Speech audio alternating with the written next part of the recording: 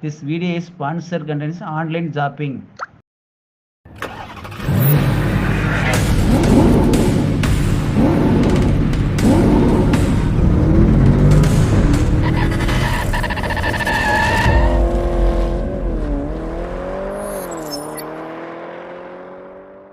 சுவையான வேடாம்பழ தொக்கு செய்கிறது எப்படி வாங்க வீடியோக்குள்ளே போகலாம். இப்போ எண்ணெயை ஊற்றுறோம்.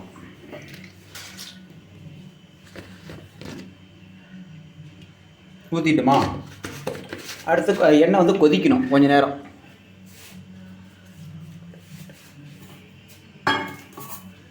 இப்போ கடுகு கொஞ்சம் போடுறோம். பாரு கடுகு கொஞ்சம் போடுறோம்.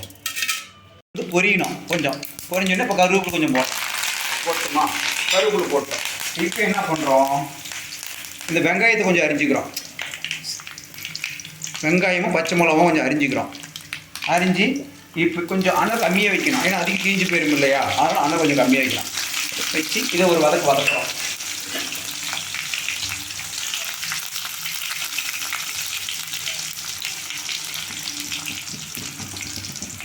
இப்போ ஒரு வதக்குறோம் பாருங்கள், நல்லா வதக்குறோம் பாருங்கள்.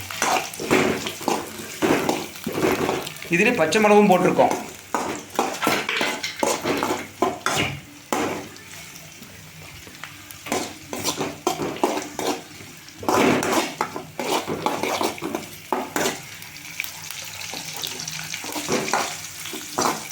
இந்த செவந்து போகிற வரலாம் வெங்காயத்தை வணக்கிட்டே இருக்கணும், தீஞ்சு போகக்கூடாது, ஒரு கிண்டிகிட்டே இருக்கணும். இப்போ வந்து கொத்தமல்லி தூள் கொஞ்சம் போடுறோம். கொஞ்சம் போட்டோமா அடுத்தது மஞ்சத்தூள் கொஞ்சம் போடுறோம். கொத்தமல்லி போட்டு ஒரு வதக்கணும். வதக்கிட்டோமா அடுத்து மஞ்சத்தூள் கொஞ்சமாக போடுறோம், தேவைக்கான அளவு போடுறோம். போட்டோமா அடுத்தது என்ன பண்ணுறோம்,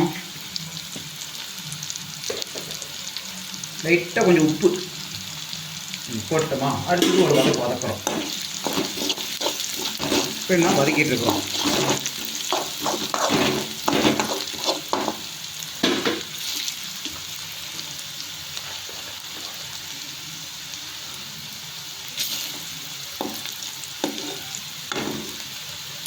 இப்போ ஒரு வேடாம்பழத்தை எடுத்துக்கிறோம். வேடாம்பழம்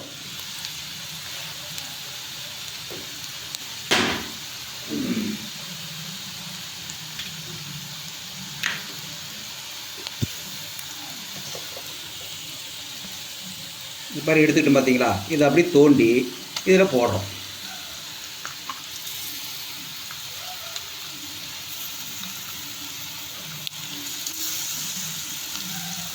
போட்டோமா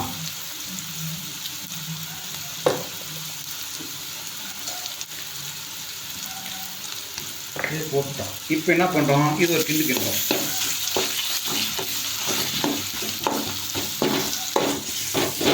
வதக்கி முடிச்சோன்னா புளி வந்து கொஞ்சம் ஊற வச்சுருக்குறோம் பாருங்கள். புளி ஊற வச்சுருக்கிறோமா, தண்ணியாட்ட ஊற்றக்கூடாது, கொஞ்சம் கெட்டியாக ஊற்றணும். தண்ணியாட்ட ஊற்றக்கூடாது, கெட்டியாக ஊற்றணும்.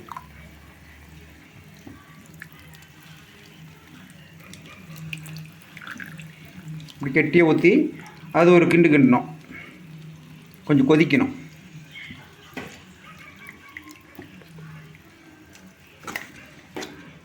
இப்போ இந்த மாதிரி ஒரு வதக்கும்.